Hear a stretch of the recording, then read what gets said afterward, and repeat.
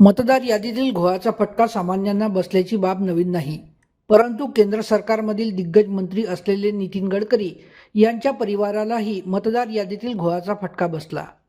यादीतील या घोळामुळे ऐनवेळी गडकरी यांच्या कुटुंबातील एका सदस्याला दुसरीकडे जाऊन मतदान करावं लागलं.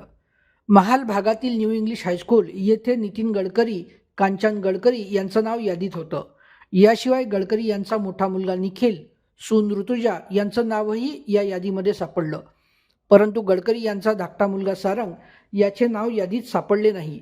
शोधाशोध करण्यात आली. त्यानंतर सारंग यांचे नाव डॉक्टर हेडगेवार लायब्ररी येथील मतदार यादीमध्ये सापडलं.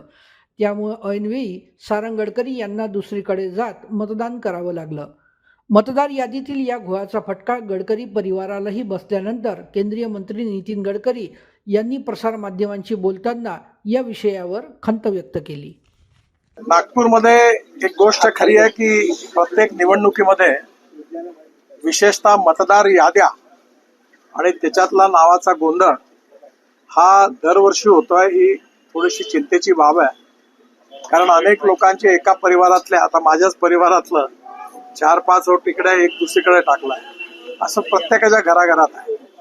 दुसरी गोष्ट, या मतदार याद्या या अजून चांगल्या प्रकारे व्यवस्थित करणं, जेणेकरून कोणीही मतदारापासून वंचित न राहणं याची काळजी जास्तीत जास्त घेतली पाहिजे आणि निश्चितपणे पुढल्यापासून ती निवडणूक आयोग घेईल असा मला विश्वास आहे.